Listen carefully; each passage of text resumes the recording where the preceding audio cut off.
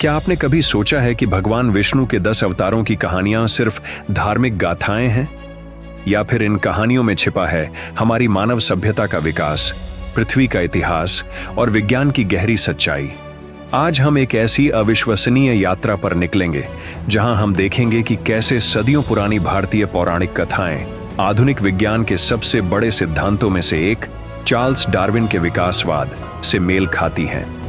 जब आप सुनेंगे कि कैसे दशावतार की हर कहानी जीवन के विकास के एक नए चरण को दर्शाती है, तो आपके रोंगटे खड़े हो जाएंगे। ये सिर्फ एक कहानी नहीं, बल्कि हमारे ग्रह पर जीवन की उत्पत्ति और विकास का एक अद्भुत रहस्य है। भगवान विष्णु का सबसे पहला अवतार मत्स्य अवतार है। पुराणों के अनुसार भगवान विष्णु ने मछली का रूप लेकर मनु को आने वाली प्रलय के बारे में चेतावनी दी थी और सभी जीवों को जल प्रलय से बचाया था। जैव वैज्ञानिक डार्विन के थ्योरी ऑफ एवोल्यूशन के अनुसार पृथ्वी पर जीवन की शुरुआत पानी में हुई थी। सबसे पहले सरल एक कोशिकीय जीव और फिर मछली जैसे जलीय प्राणी विकसित हुए। भगवान विष्णु का पहला अवतार इसी चरण का प्रतीक है। यह जलीय जीवन के अस्तित्व और संरक्षण का पहला कदम है। भगवान विष्णु का दूसरा अवतार कूर्म एक उभयचर जीव है। यह जल से भूमि पर जीवन के संक्रमण को दर्शाता है। पुराणों में समुद्र मंथन के दौरान कछुए ने पर्वत को अपनी पीठ पर संभाला था और विज्ञान के अनुसार विकास के अगले चरण में जीवों ने पानी से बाहर निकलकर भूमि और जल दोनों पर रहना सीखा। ये थे उभयचर जीव जो जल और थल दोनों में जीवित रह सकते थे। जैव विकास के तीसरे चरण में पूरी तरह से भूमि पर रहने वाले जानवर विकसित हुए जो सिर्फ भूमि पर ही सांस ले सकते थे। भगवान विष्णु ने तीसरा अवतार वराह के रूप में लिया था। जब हिरण्याक्ष नामक दानव ने पृथ्वी को एक बहुत बड़े महासागर में फेंक दिया था, तो वराह अवतार ने पृथ्वी की रक्षा की थी। वराह को हम आम बोलचाल की भाषा में सुअर कहते हैं। यह एक स्थलीय जानवर है। यह पानी से भूमि पर जीवन के पूर्ण स्थानांतरण को दर्शाता है। विकास का सबसे महत्वपूर्ण मोड़ तब आया जब पशुओं से अधिक बुद्धि वाले जीव विकसित होने लगे। भगवान विष्णु का चौथा अवतार नरसिंह आधा मनुष्य और आधा सिंह का रूप है। विद्वानों का मानना है कि यह कोई शाब्दिक प्राणी नहीं, बल्कि जानवरों से उच्च बुद्धि वाले जीवन रूप के विकास का प्रतीकात्मक प्रतिनिधित्व है।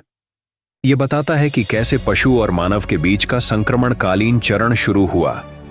नरसिंह के बाद पहला मानव रूप सामने आया। डार्विन के सिद्धांत के अनुसार शुरुआती मानव, जिन्हें आदिम मानव या होमिनिड्स भी कहा जाता है, पूरी तरह से विकसित नहीं थे और उनका कद छोटा था। भगवान विष्णु का पांचवां अवतार वामन या बौना इसी आदिम मानव के रूप को दर्शाता है, जिसने अपनी बुद्धि का प्रयोग करके राजा बाली से तीनों लोकों का राज्य दान में ले लिया था। अब चलते हैं विकास के अगले चरण में। अब मनुष्य पूरी तरह से विकसित हो चुका था, लेकिन वह अभी भी गुफाओं और जंगलों में रहता था। यह वह समय था जब मनुष्य ने औजारों का उपयोग करना शुरू किया। भगवान विष्णु का छठा अवतार परशुराम को कुल्हाड़ी के साथ दर्शाया गया है। यह पाषाण युग के आदिम मानव को दर्शाता है जो शिकार और हथियारों के लिए पत्थर के औजारों का उपयोग करता था और खाना बदोश जीवन व्यतीत करता था। परशुराम के बाद समाज अधिक सभ्य और संगठित होने लगा। पाषाण युग के बाद हथियार और अधिक उन्नत हुए। भगवान विष्णु का सातवां अवतार श्री राम धनुष बाण का उपयोग करते थे। धनुष बाण का उपयोग पाषाण युग से उन्नत हथियारों और एक नैतिक व सभ्य समाज की ओर प्रगति को दर्शाता है।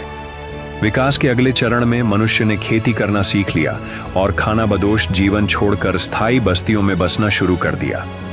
भगवान विष्णु का आठवां अवतार श्री कृष्ण एक जटिल और आधुनिक मानव का प्रतिनिधित्व करते हैं। उनके भाई बलराम हल के साथ दर्शाए गए हैं, जो कृषि क्रांति और सभ्यता के उदय का प्रतीक है। वहीं भगवान कृष्ण जो राजनीति, कूटनीति और सामाजिक रिश्तों को गहराई से समझाते हैं, वह धर्म की स्थापना और अधर्म के नाश के लिए अवतरित हुए थे। भगवान कृष्ण ने गोकुल और वृंदावन में बाल लीलाएं की, कंस का वध किया और महाभारत युद्ध में अर्जुन को गीता का उपदेश दिया। वह आनंद, प्रेम और भक्ति का दिव्य पहलू दर्शाते हैं। कुछ पुराणों में भगवान बुद्ध को विष्णु का 9वां अवतार माना गया है। उन्होंने अहिंसा, करुणा और शांति का मार्ग दिखाया। भगवान विष्णु के ये 9 अवतार केवल धार्मिक कथाएं नहीं हैं, बल्कि मानव जीवन के अलग अलग मूल्यों और शिक्षाओं का प्रतीक है।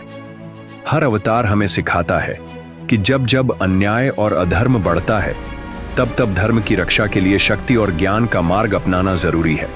दशावतार की कहानी यहां खत्म नहीं होती, इसमें भविष्य की भी कल्पना की गई है। भगवान विष्णु का 10वां और अंतिम अवतार कल्कि अभी तक प्रकट नहीं हुआ है। भागवत पुराण, विष्णु पुराण और अन्य ग्रंथों में उल्लेख है कि कलयुग के अंत में मानव स्वार्थी, क्रूर और अधार्मिक हो जाएगा।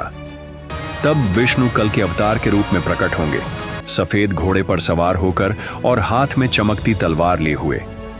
वे दुष्टों का संहार कर धर्म की पुनः स्थापना करेंगे।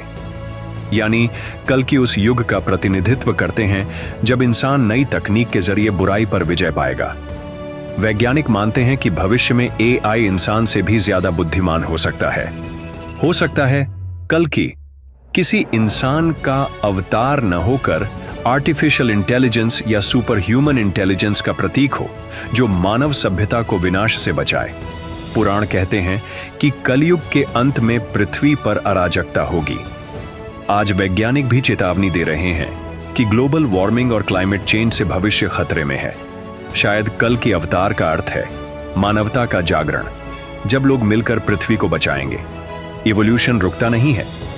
भविष्य में इंसान जेनेटिक इंजीनियरिंग और स्पेस कॉलोनाइजेशन के जरिए एक नई प्रजाति में बदल सकता है।